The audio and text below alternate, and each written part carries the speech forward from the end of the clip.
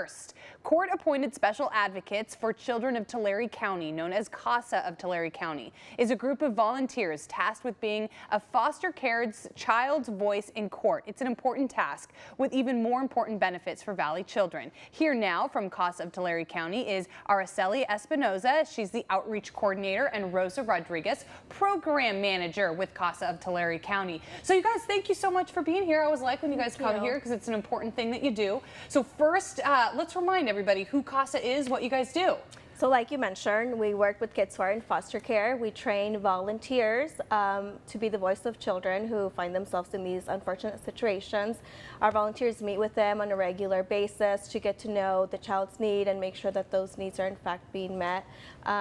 They meet with them so that they know if they need maybe tutoring or maybe they need to see a therapist, things of that nature, and also be the voice for them whenever they go to court. Oftentimes they don't have someone that's going to be telling the judge what the child wants, so the advocates do that and provide that for them. Right, and I always say this, that even as an adult, the court can be a scary place, so I can't even imagine what it's like, and people are asking you what you need and what you want, and if you're a little kid, it can be hard to sort of communicate that. So this is a very important thing that you guys do. But outside of the court system, what else does CASA do?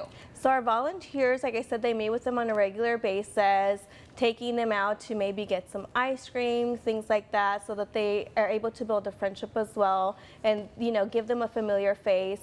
We partner up with other entities that, so that we're able to give these children experiences that they might not otherwise be privy to. So, you know, music, arts, getting them out into nature, and then Rosa can talk a little bit about some of those programs that we have available. Yeah, because you can't get somebody to trust you if the only time that you're seeing them is in the courthouse. So this is a time to, you know, get kids to open up and feel a little bit about themselves. So you guys have a new partnership with the Sequoia Riverlands Trust, right?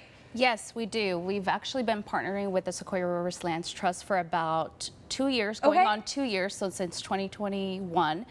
And we do outings with our youth and the advocates. So we take them out into the preserves and we do activities.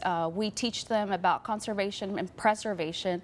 So this is a great experience and opportunity for our youth and for our volunteers. And we have some pictures. So the one that they just showed, it was like a ropes course. And I remember doing that at leadership camp in high school and junior high. And it is a great way to sort of like lose your inhibitions and feel like you can trust people. So is that the types of outings that these kids do with the partnership?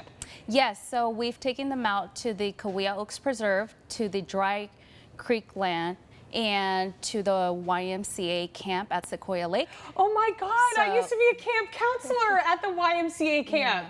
Oh my goodness. So our events are day events. Yeah. So we go early in the morning, get there at 9, and then we go back home around 1:30. So it's a full fun day of social activities. Yeah. And we go out and explore the land. We do hiking. We've planted acorns. Oh, cute.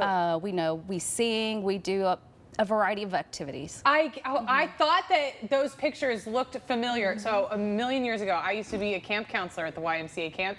How do you think these outings help the relationship between the kids that you serve and their court advocate? I think it brings them together. Yeah. Outside of usually when they meet in an area, in a closed area, and inside. So I think this is a great opportunity to just be outside and be yourself, to connect with nature, to maybe not focus on each other as much, but focus on the land. Yeah. So it's a great opportunity. Yeah. It's a really, because I lived up there with the kids every week, and so it's a really easy place to sort of be distracted by what's going on and sort of let your guard down and be a little bit vulnerable, even if you're not aware of it. Do you have any more outings planned? Yes, we do. We have 5 this coming year. So the first one will be in April, and that's at the Dry Creek Preserve, and then the second one is in May, and that will be at the Kauai Oaks Preserve, and then at the YMCA camp at Sequoia Lake, that will be in July.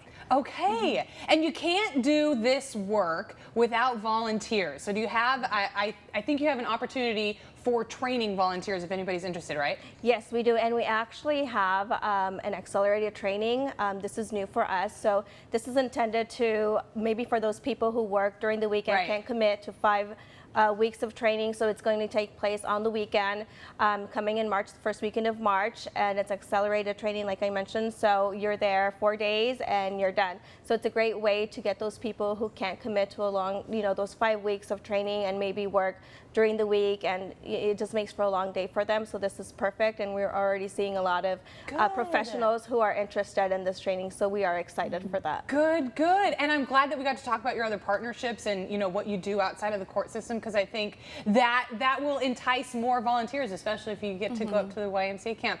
Well, thank you guys both for being here and sharing this partnership with us and doing the work that you do down there in the South Valley. We appreciate it. Thank you both. Thank Thank you. you.